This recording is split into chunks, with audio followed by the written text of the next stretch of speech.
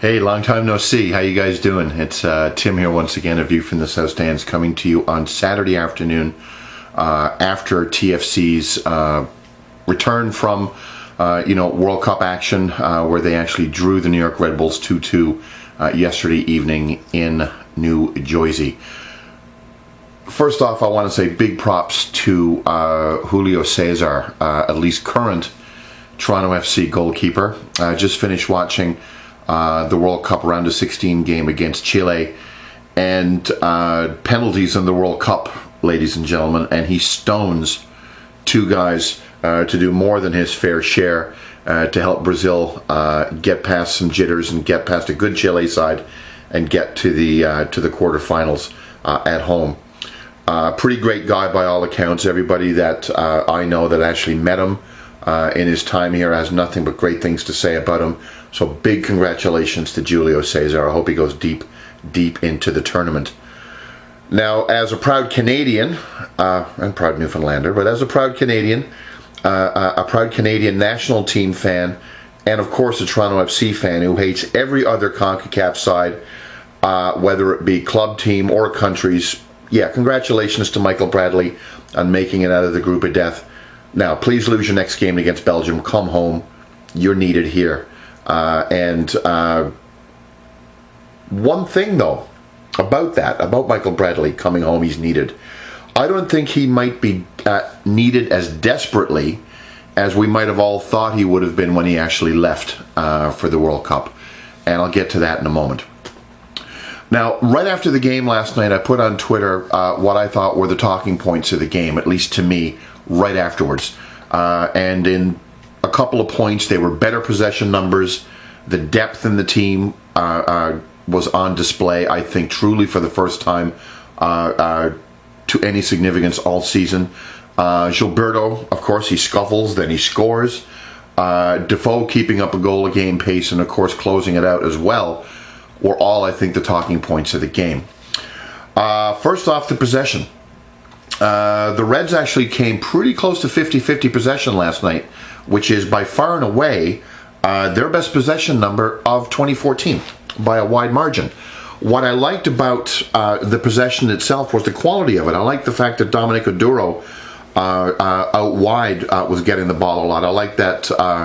I really like that Osorio was actually playing really well. I like that Jackson was playing quite well. I like the fact that Warner was doing his defensive role pretty well as well, even when, of course, we had Thierry Henry dropping back into the midfield and helping the Red Bulls sort of, try to boss the midfield with numbers.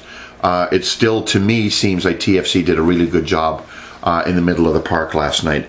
Tactically, they still got to get it right going forward. I'm not really liking this whipping the ball through to a really, really small little European player like Jermaine Defoe, but hey, it seems to be working when we're scoring goals away. Now, the thing I liked with the depth, and this is what I was trying to get to on Twitter, is with only Bradley and Cesar away, the Reds really have no significant injuries to worry about, at least going into the game. They picked up a couple of nigglies last night. It looks like Gilberto came on and played 25 minutes and had to leave the game. I think he had an ice pack on his knee, if I'm not mistaken. I think Defoe might have picked up a small little niggle as well, but nothing really significantly, problematic. So the depth that this team has actually assembled really sort of came into clear focus, at least for me last night. Gilberto comes on and scores. Bradley Orr, who's been much more versatile than I think most TFC pundits had anticipated coming into the season, comes on, plays some meaningful minutes at the end of the game. Warner steps in for Michael Bradley. Joe Bendik, of course, in for Julio Cesar.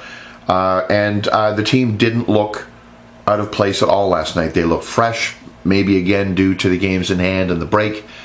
But again, I liked what I saw all across the field last night. I think maybe what I'm trying to get at most of all about the depth is I don't think that any Toronto FC manager since season one, since the beginning of this team, has been blessed with more options across the park than Ryan Nelson is right now at TFC. Now let's get to the main talking point of the night, and that is Gilberto, with the drama around the free kick, the fabulous free kick goal that he scored, and of course the scuffle with Jermaine Defoe. Jermaine Defoe earns essentially a free kick, and when the time came to select who the free kick taker was going to be, Gilberto petulantly took the ball. You may have all seen it already. He petulantly took the ball, put it down. Him and Defoe scuffled a little bit. He took the penalty, took the free kick with a little Freddie Flintstone twinkle toes run up, and scored an absolute laser beam.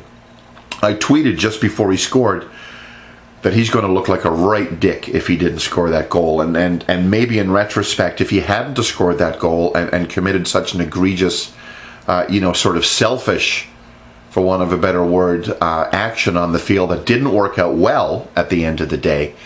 And considering that he's on DP money, this is game 12, and he's only now opening his account for the Reds when he's paid big $1 million to score.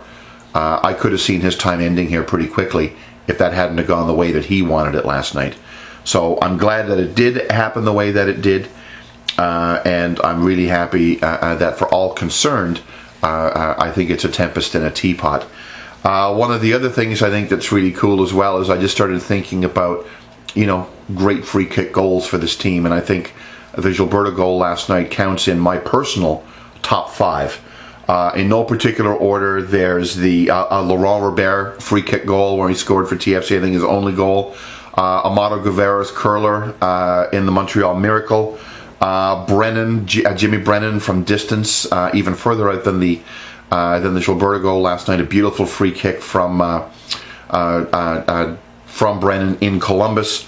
Dero to snatch some points in Houston when Nick Dasovic was our interim coach, and now this one from Gilberto. If I've missed any, the comment section or below, just certainly feel free to give me your suggestions as well. But I think that's my personal top 5. Now, getting to Jermaine Defoe, the other sort of actor in the little melodrama with Gilberto, boy, oh boy, it's looking like he's the business. 9 games he's played. He's got 8 MLS goals. If you do the math, that's 1 goal for every 1.125 or 1 and an eighth game that he's played. Put that into some context. Danny Couvermans, who you've heard me preach about in the space, was to date Toronto FC's best striker ever.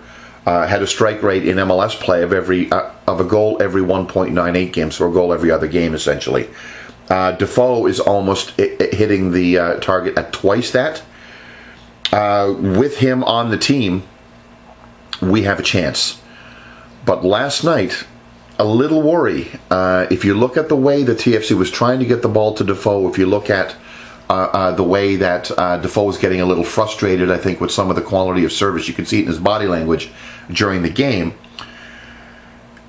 All of our eggs are in one basket if he's the only goal scorer. So with Gilberto breaking his duck, getting that psychological hurdle at least off his back, maybe now he can be that alternate player that's that other teams are going to have to worry about. Maybe Defoe gets even more space and is able to get even better service and knock on from there. So Defoe was doing the business under tough circumstances. Hopefully what happened with Gilberto last night makes it easier for him to kick on and score even more.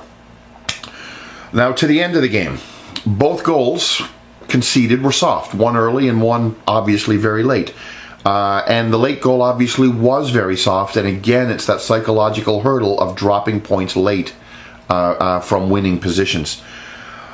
Nelson has either got to, in my opinion, either to get his lineup choices at the back completely correct, or he's got to find what it is tactically that he's doing or his team is doing that actually is leading to those soft goals late.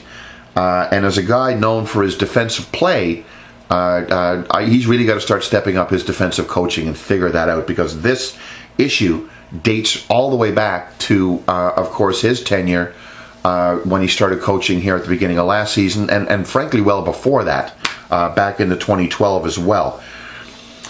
But even with that in mind, I'm still looking at things optimistically.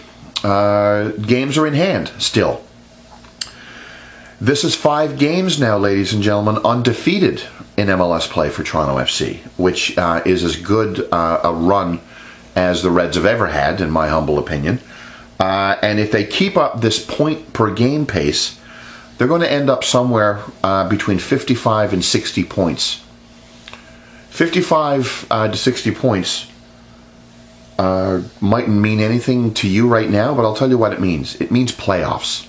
If this team keeps doing what it's doing, if the depth keeps holding up, if the injuries hold up, if players can continue to bed in and step up, if the tactics can get straightened away a little bit better at the back, I think they can actually knock on and even increase that points per game tally.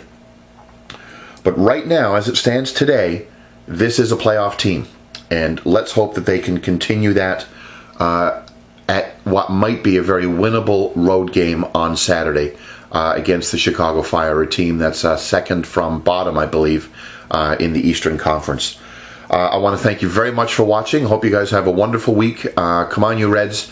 And I'll have another video blog up after the Chicago game, either late Wednesday or early Thursday. Cheers, and we'll talk to you soon.